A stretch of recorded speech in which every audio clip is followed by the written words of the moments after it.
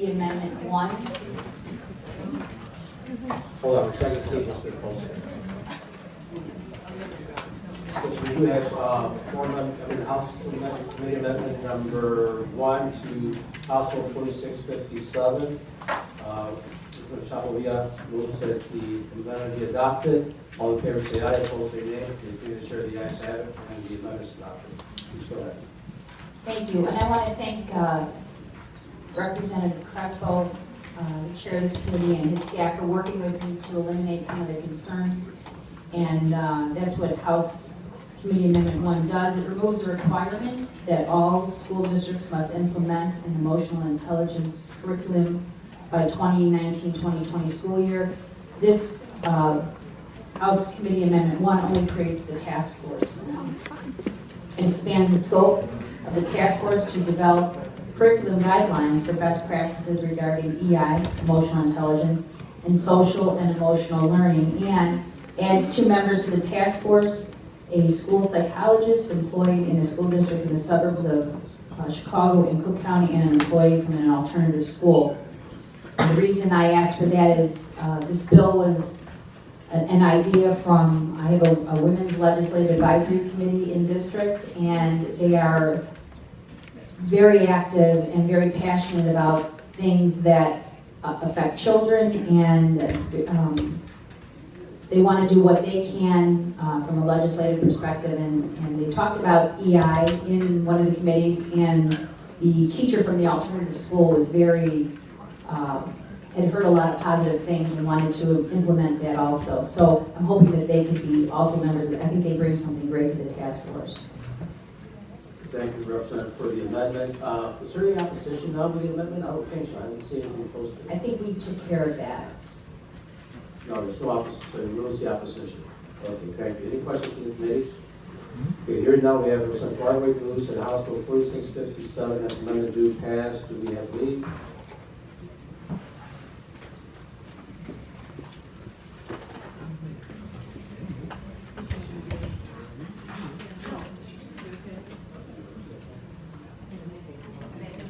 Okay, leave being granted. We have 18 yes votes, 0 votes opposed, 0 voting present.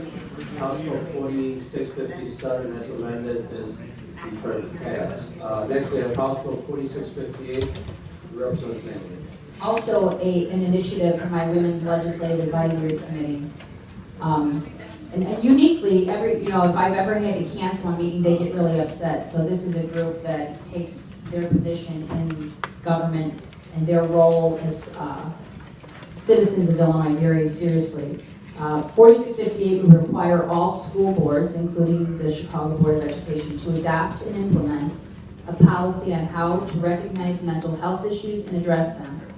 Additionally, HB 4658 requires licensed school personnel and administrators to participate in an in-service training on the identification of mental health issues.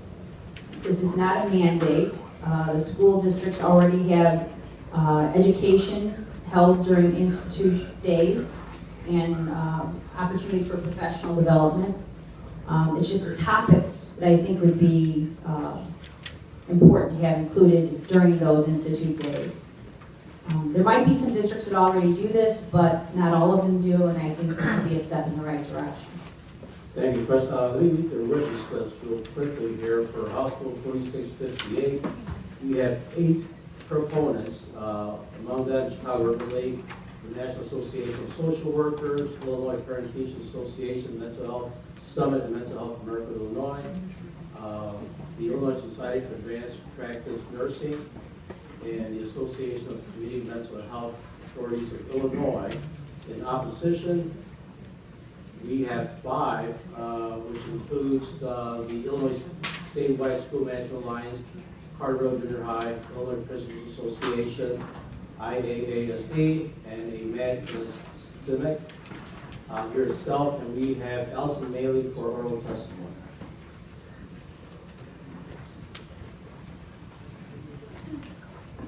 Good morning again, Allison Maley with the State Rights for Management Alliance.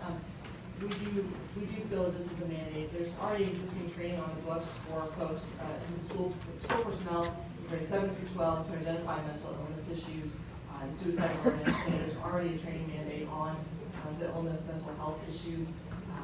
We feel like this is in addition to that, and not to mention just, the general, there's at least probably 15 mandated trainings on post as it is, a variety of different topics.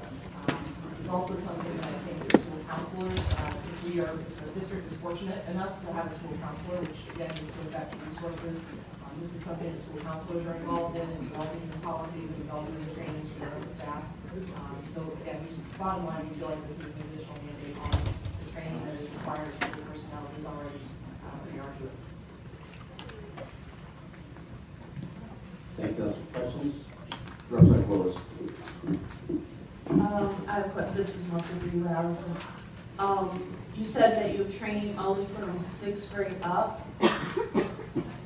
Is for, and only for school counselors, not for regular classroom teachers? No, if you look at the full text of the bill in paragraph B, in-service training already requires, for personnel who work with pupils in grades 7 through 12, includes training on mental health. Okay, so your training already that you say that you have, which you feel is adequate, only comes in for personnel that are with students from 7th grade on.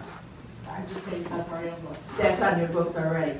I believe Representative Manley, though, is stating that we need it for all personnel, that mental health issues and concerns start.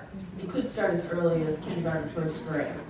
And that we're not only limiting it just to your social workers or people that are necessarily in there, but classroom teachers are really the first line of defense. They are included in that mandate. But not until 7th grade. Okay. That, my opinion, is a huge flaw, and I think, and Representative Manley, please forgive me if I'm speaking out of turn on this, but if she's just saying we need to expand that scope. We need to look at all teachers that do have frontline experience with these students to be able to see those red flags as they're coming forward. We know that many of the problems that are coming in school are because of mental health issues that are in there that are going unchecked until it gets to an explosive stage. And if we can see some of those red flags at an earlier stage to get the help that they need, we're not asking these teachers to do the mental health treatment, but just to be aware of what's going on so that students can get that additional help from more trained personnel at an earlier stage before it becomes unmanageable. I think you're really putting your head in the sand thinking that we don't have problems until 7th grade. I really do think that's the case. But you're not allowing anybody below 7th grade to have this training that I think is a great training course that, It's required of those individuals, but it's certainly any solution. Right, okay. We're gonna play games back and forth. I think this is actually a great bill, Representative. Please add me on as a sponsor. If I could just add too, I think Representative Davidsmeyer has a similar piece of legislation that would expand that. So I'd be happy to work with both Representative Manley and Representative Davidsmeyer on trying to find a middle ground. But I think there's two competing bills that are out there that kind of do the same thing. Thank you. Representative Conrad. Representative Manley, thank you very much for bringing this. And I think it's very powerful that this is coming from the Women's Committee because they are the ones who are seeing it and struggling. I can tell you firsthand as the chair of the Mental Health Committee that one of the biggest issues we face right now is mental health crisis in our schools, primarily in our high schools. But these are not things that are developed in high school. They happen much sooner. And in order to start to really change that, we need to start identifying kids at younger ages. I would also tell you that mental health and in our students when they get to high school often leads to opioid addiction. So I don't think we can possibly disregard this. I think this is something we need to make a priority and we need to start it in elementary school. So Representative Manley, please put me on your bill, and I think it's an incredibly important piece of legislation. Thank you. Can I just quickly say, I think we touched on the fact that, I think the words were, we're fortunate enough that all schools can have school counselors, they don't. And I think what we're seeing is kids are being affected in whatever way at a younger age, and it's left, I think once every 24 months, a teacher gets some training that helps maybe identify some of the issues. I have several teachers and administrators on my Women's Legislative Advisory Committee, And they're saying since the Parkland shooting, they've had an enormous amount of different behaviors from students in lower grades. So I hope that we can help the teachers through this too. Thank you. Representative McCombie. Thank you. Just a couple of questions. Do the superintendents and principals have that as a mandate in their training? Yes. Okay. And second, do the teachers have the ability or access to mental health workshops or in-service trainings that they can electively do and as recommended by their administrators? Yeah, I mean, there's certainly, strict outlines and things that you have to include in Sure. this training, but I'm sure that many districts around the state find things that are specific to their populations and their communities that they want to add in or supplement with whatever they feel like they need. I was thinking too, oftentimes like in public safety, with even police and fire, they don't have, especially in our rural areas, they sometimes don't have access to those kind of workshops or trainings. So are those available for folks that are not mandated to take it? I'm not certain. Thank you. Representative Lilly. Real quickly, I want to thank Representative Manley for bringing this legislation. It aids the social emotional bill that was passed last session that really brings the resources to the youth at an early age. So many of our young people are going undetected and not getting the treatment and the access to programs that would make them feel better about themselves. So thank you for adding to what we are needing in the state of Illinois. And we're looking forward to working with you. So thank you. Okay, thank you. No further questions. We have Representative Conroy moves that House Bill 4658 do pass. Do we have Lee? No, we don't have Lee. Clerk, please call the roll. Prescott, Yes. Chapelivia, Yes. Pritchard, Bennett, No. Conroy, Trees, Martwick, Yes. McCombie,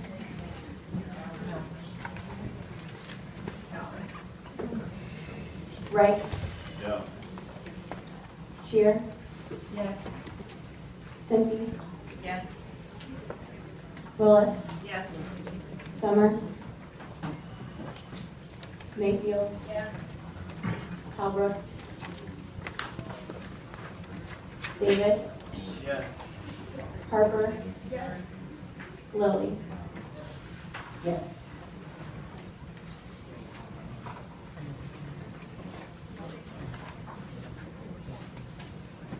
So House Bill 4658 received 11 yes votes, 6 no votes, 0 opposed, will be further reported to the House floor. One of the things I also want to point out is that we went and asked for the appeals from CPS so that we could see what they used to determine their decisions. This is what we got. They deleted everything that the principals described in their schools, every single one, which is another reason that we have to end this appeals process in terms of us appealing to them and make them appeal to us. Lastly, CPS forced principals to use general education funds to pay for special education obligations, and they created automatic computer functions and restrictive time windows to delay and deny services. For example, at the end of every year, a kid automatically got kicked out of transportation services. They got kicked out of his IEP. Only an IEP team can do that. You cannot have a computer do it for them. That is illegal and violates federal law, and this bill calls for the elimination of that practice. Thank you, Troy. Let me read the witness list very quickly here. We have 6 proponents to House Bill 5241. Chicago Principals and Administrators Association showing that gave oral testimony, legal counsel for health justice, the Chicago Principals Administrators Association, the Retired Teachers Association of Chicago, the Chicago Urban League. We have 9 proponents to this bill, among them the IAASE and the Illinois Alliance of Administrators for Special Education. We have several other individual members. We also have CPS, and Laura Farr is here for oral testimony.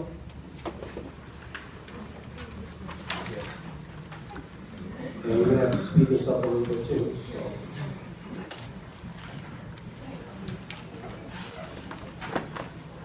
Laura Farr with Chicago Public Schools.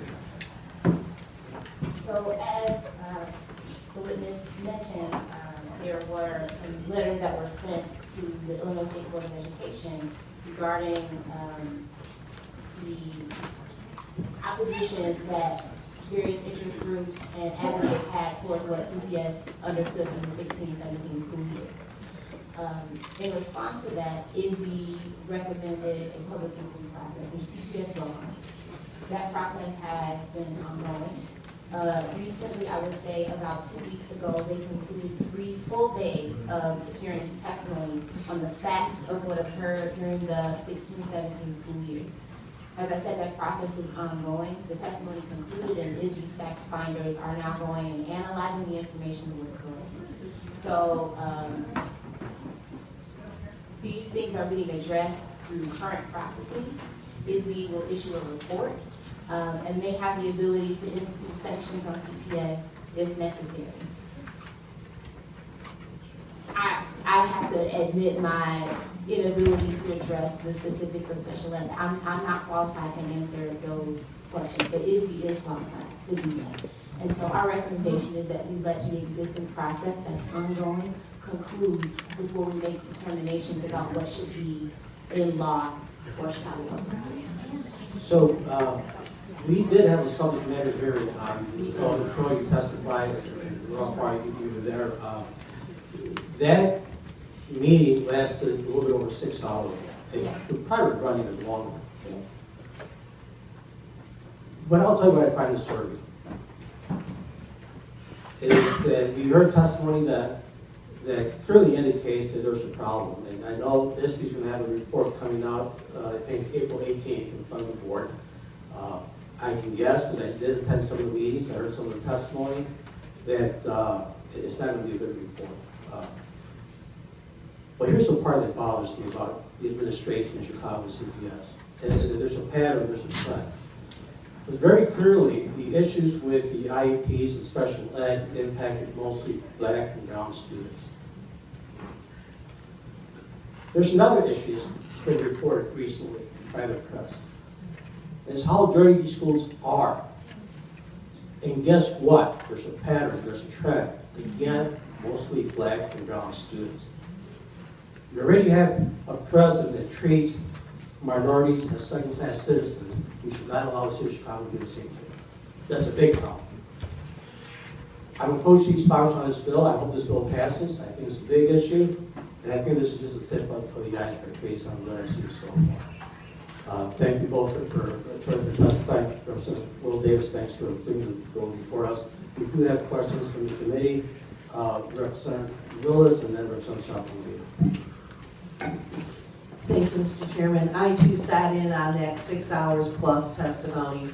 I'm going to give you one of my standards. CPS, you should be ashamed of yourselves. The way you treat those students that have special needs and their families is appalling.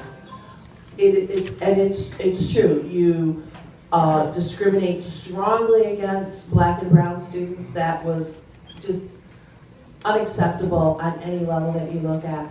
To tie the hands of the principals that are trying to do their best for their students by telling them they have to decide whether they're going to have money for regular ed or special ed in their budget was absolutely ridiculous. They should not be caught into that situation. To cut off transportation services to students that have shown guess what? If a student can't handle getting to school by themselves in grade 4, they're not going to be able to handle it in grade 5 either. We need to make sure that we take care of that. Some of these students were so much in need of these services, and to require the parents that are begging for help to jump through so many hoops was just unacceptable on any level you look at. And to push it down the road and to say that the state board is looking into it doesn't hack it anymore. You cannot continue to do that. The buck stops with you. You're supposed to be taking care of it. And if you're not allowing your principals to manage their own schools to their best ability, then again, shame on you. These principals are committed to trying to make sure, and you're tying their hands in every way possible, making them be the bad guys for you. Representative Davis, please add into this bill. This is ridiculous, and I'd love to hear if you actually have a response, CPS. Please. So in January of this year, this would have been when our new CEO who attended the hearing that Chairman Crespo referred to, where CPS was in attendance along with our CEO was in attendance and our Director of Diverse Learning Services was in attendance as well and answered questions regarding the issues that Mr. Rabier has brought to your attention. We have taken back the responsibility of funding. We're funding positions now. We're not requiring principals to choose between general ed and regular ed, but this bill we do feel would send us backwards because, and to another point that you made, Representative Lewis, this model is not executed anywhere else in the state. This would be for CPS to undergo. And the problem here is that it is CPS that is responsible to the feds, it is CPS that's responsible to the state for administering special education. And this takes the authority away from CPS to be able to do that. And the effect that it has, the ancillary effect that it has, but a serious one, is that it will pit general ed funds against special education funds. Because it will require, well, what we think it will result in is the additional staffing levels. In areas where I think folks around the state are struggling to find people to fill those positions, but it will require additional positions be added to our budget. And that is going to put the squeeze on general education funds. But we should not be pitting general education and special education. Again, all of these things are being discussed by ISB, and reports are they're not far off. They are April 18th, a report is supposed to be released with the response to what the facts are. They analyzed the situation that occurred in 16 and 17 that brought us to this point. And at that point, ISB has the authority to put sanctions on Chicago Public Schools. And if it is found that sanctions should be administered, I'm sure ISB is going to do that. And I think that the existing process that's already in law, that's happening now, and it is very close to conclusion, is appropriate for this case, rather than passing a law over top of that, when we don't know what ISB's going to say. But on the same token, your track record has not shown that even if we do have a recommendation for you to change it, you're going to actually fulfill that. And I think that's what this bill does say. Guess what? It's out of your hands anymore because your hands weren't doing it appropriately. This didn't happen overnight. These students didn't just lose their services within the last couple of months. This has historically been happening over almost decades that this is coming through, and it's really only been within the last year or so that we've actually been able to bring it to our attention to say, look, you guys screwed up. You are not being good stewards to your students that are in there, and we need to make some The changes. same accountability that will be available to ISB under passing this law are the same accountability measures that are available right now. But sanctions and taking money away from you is not going to solve But the it's problem. not just sanctions, there's monitoring. ISB has a bunch of options at their disposal that if they need to come in and tell us how to spend our money, these things are available now. And these things may be attached to the report that ISB will produce on April 18th. The point is, we don't know. And we are very close to finding out what those recommendations We're are. running out of time. Representative Flowers assured me that she only has like a 5-second statement. Laura, Yes. time's up. Enough is enough. For the 30 some odd years that I've been here, I beg, I plead, and I cry for CPS to respect the people of the city of Chicago. Totally disrespectful. No running water, no toilet paper, no soap, totally disrespectful. And every time we brought up something, you would walk out of here knowing that you wouldn't have to do a doggone thing about it. There's a difference, Laura, between special education and special education as well as special needs. If the kids is handicapped, that's one issue. The kids that need help is another issue. It's in regards to, okay, in regards to transportation, in regards to special reading, different things like that. And one other thing. Oh. To take a tape measure. A tape measure, and measure from a person's house whether or not they qualify. That's not what the law says. But thank you, Mr. Chairman, for calling this so kind. No further questions. For the Davis, I would normally ask you to close, but I think we're fine. So, Troy, thank you for joining us. And we do have Representative Willis moves that House Bill 5241 new passes amended. Clerk, please call the roll. Crespo, Yes, yes, yes. Chapelivia, Yes. Richards, Bennett, Conroy, Reese, Martwick, McCombie, I think the intent is really better.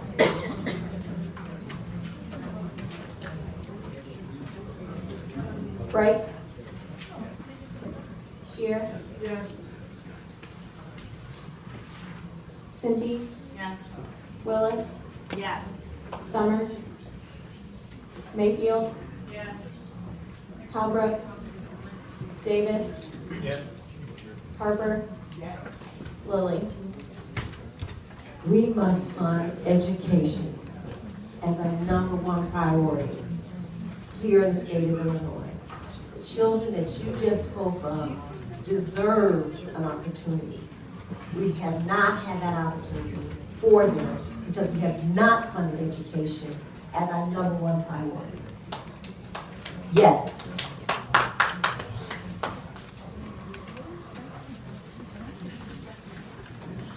So there being 15 votes in favor, 1 vote opposed, and zero voting present, House Bill 5241 as amended will be further reported to the House floor. Thank you all very much. Thank you very much, Mr. Chair, members of the committee. Thank you. So I do have to move a bill. Patients this morning.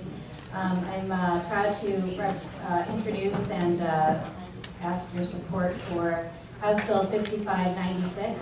I have Mike Zeri here with Equality Illinois to also provide testimony on this legislation. House Bill 5596 is the inclusive curriculum bill. It updates the Illinois State School Code to reflect the Illinois Human Rights Act, which protects LGBTQ individuals from discrimination.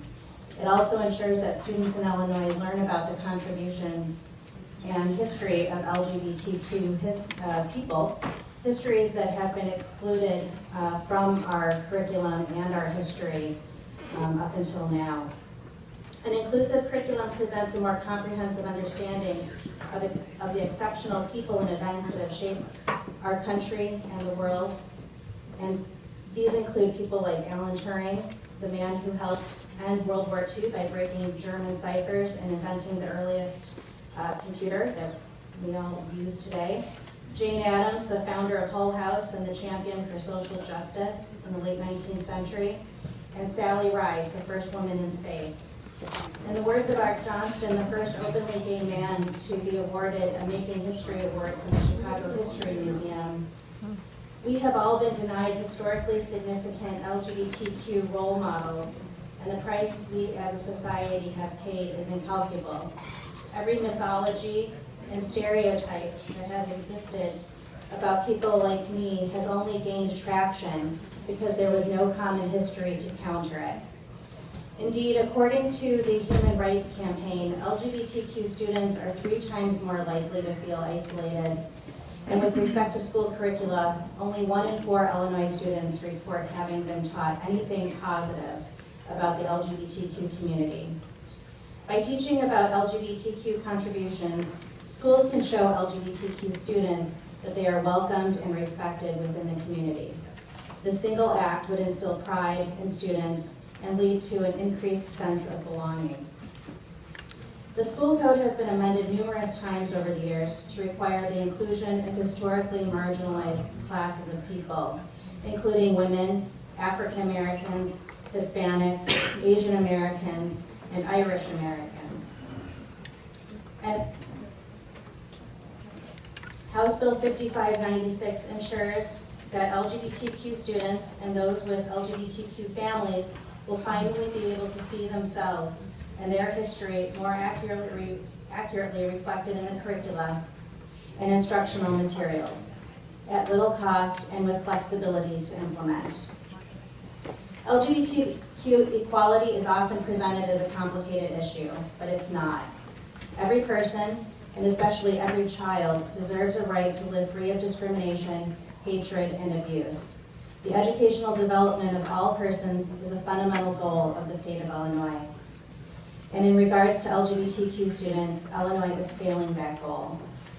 Research shows that an inclusive curriculum can improve the life of LGBTQ students, and this initiative can be accomplished through minor changes that largely parallel other similar changes that we've made to the school code in the past.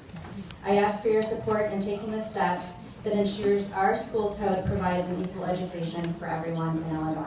Thank you very much. Just for the record, we have 89 listed as proponents and 133 listed as opponents. We believe the committee will waive the reading requirement.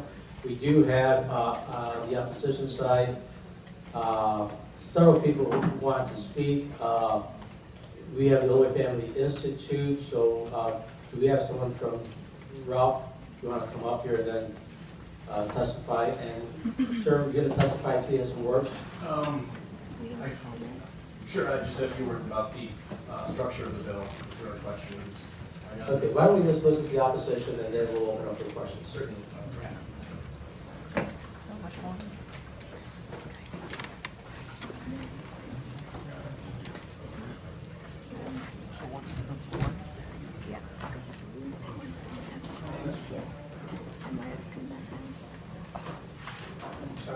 My name is Ralph Rivera. I'm representing the Illinois Family Institute. I wasn't even needed here.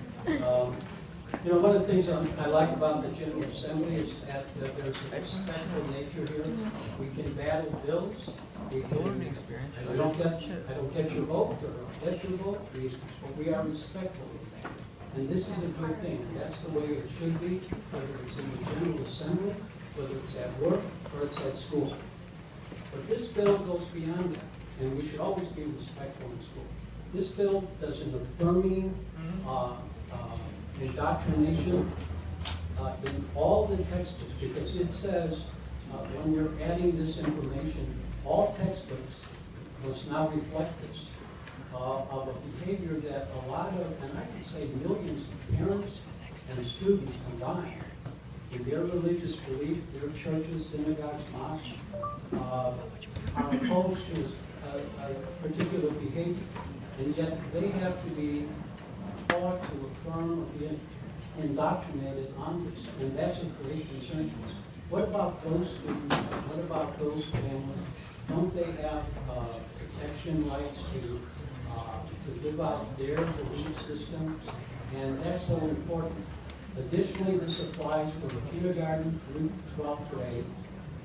And someone had brought up at a different committee, because there's a Senate bill like this, well, you can opt out. You can't opt out of every textbook, if that's what needs to be done.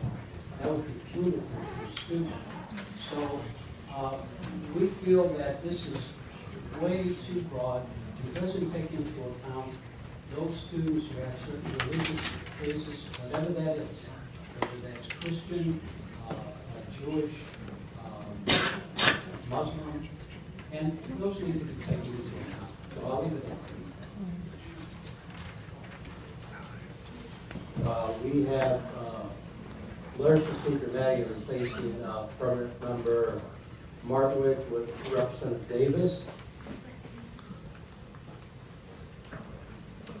And we have another letter from Speaker Matty replacing Representative Sharon with Representative Muller.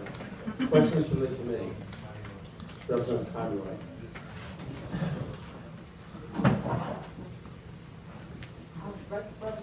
do we teach religion in public schools?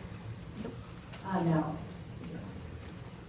So if a student and a family chooses for their religion to be the most important part of their education, they have the ability to choose to send their school to a religious affiliated school if they can afford to.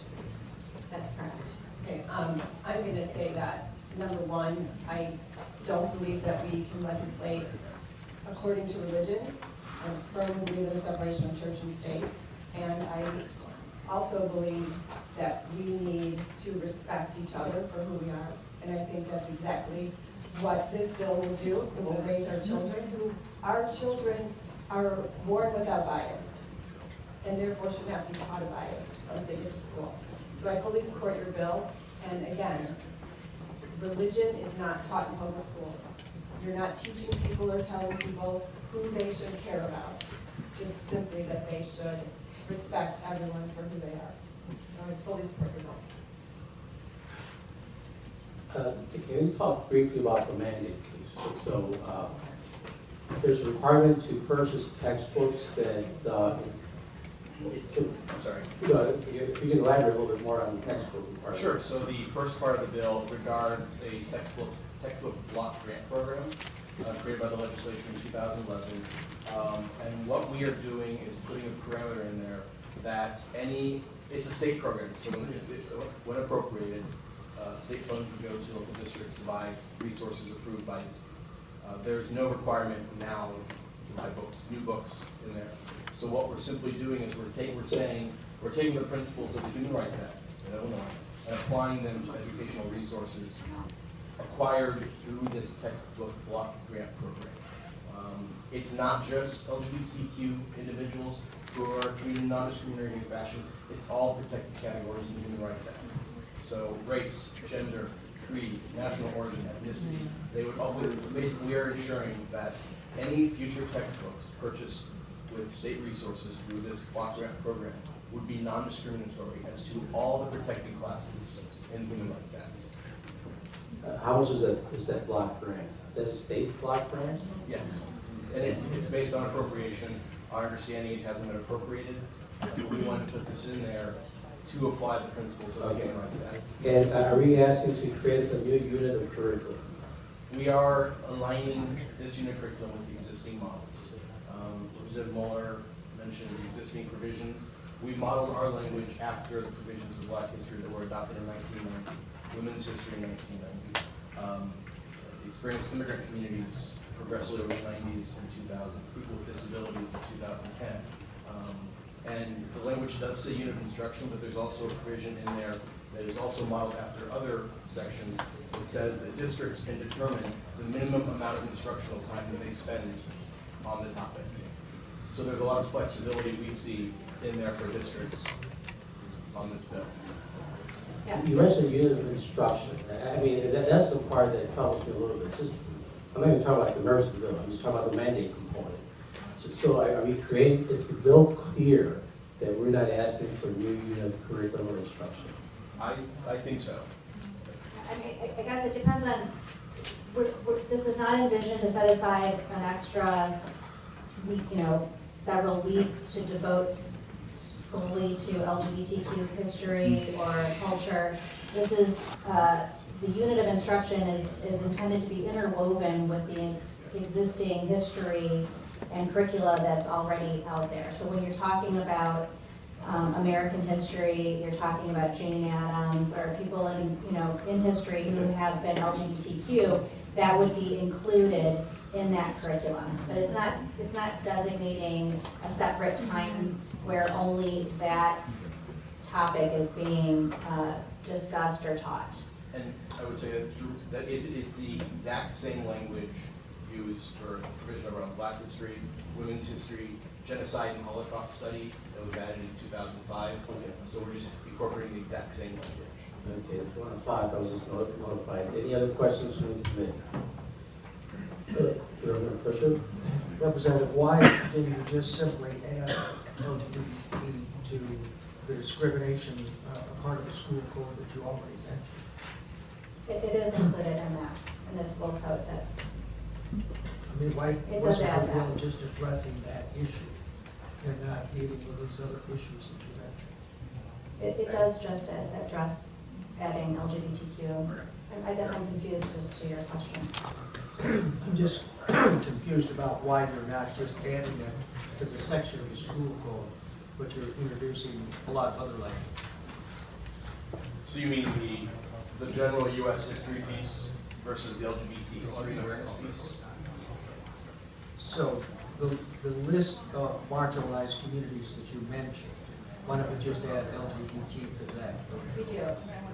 Well, we did that with the US history piece, the teaching of history of the state role and contributions of LGBT people.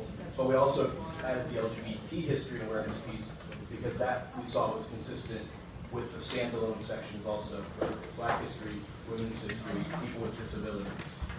Okay, so we got a call from the floor that we're ready to start 1 o'clock. There being no further debate, we have Representative Conroy moves that House Bill 5596 do pass as amended. We don't have leave, but the clerk, please call the roll. Crespo, Pass. Chapelvia, Yes. Pritchard, Bennett, Conroy, Freeze, No. McCombie, No. Wright, No. Cinti, Yes. Willis, Yes. Summer, Halbrook, Lilly, Yes. Mussman, Yes.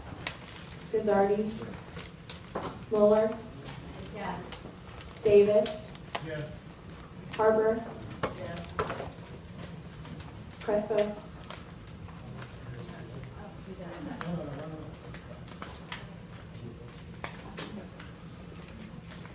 Present.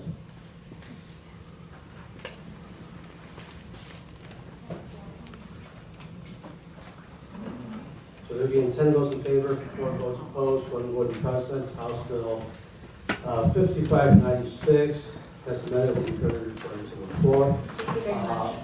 And I apologize, we have other bills